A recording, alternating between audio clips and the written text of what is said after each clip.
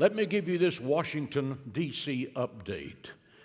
This past Tuesday morning, Don and I were in Washington, D.C., where we sat in the gallery with thousands of Americans waiting for the appearance of the Prime Minister of Israel, Benjamin Netanyahu. The atmosphere in that congressional hall was charged with expectancy and electricity.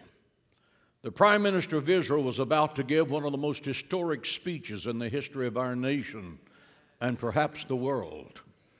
As he entered the Congress, there was a thunderous applause that lasted for several minutes as he walked up the aisle, as he shook hands with the speaker, and then faced the cameras, America and the world.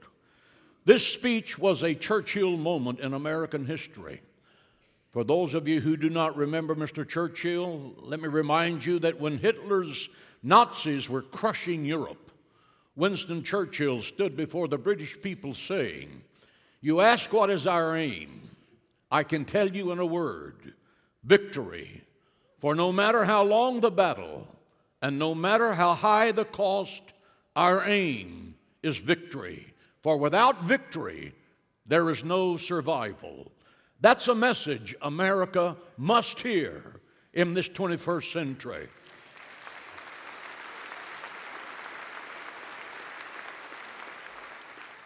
The Prime Minister made it very clear that Iran must not be allowed to have a nuclear bomb to attack America and Israel. Few Americans know that the Iranian Constitution calls for the destruction of America and Israel. Radical Islam intends to take us down. Therefore, victory must be our aim, and be that now.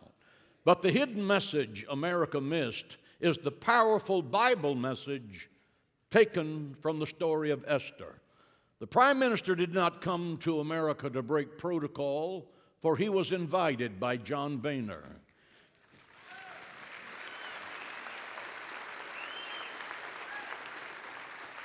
He came at this exact time because it was the Feast of Purim, exactly when Queen Esther of Persia, that would be modern-day Iran, went before the king to plead for the lives of the Jewish people.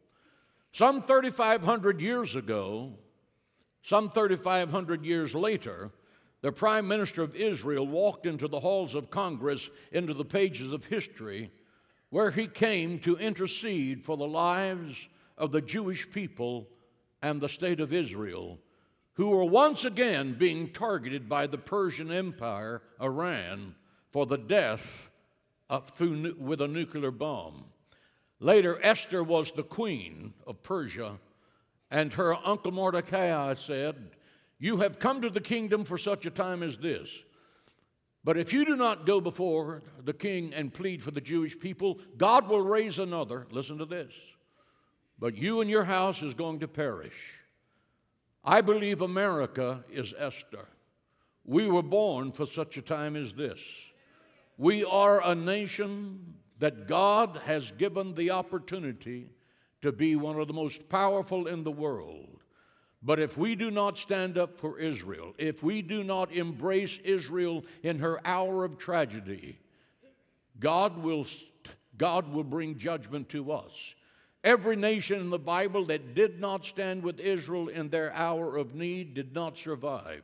God's message to America this past Tuesday in Congress was loud and clear. Stand with Israel, because the day you reject Israel is the day that I will reject you.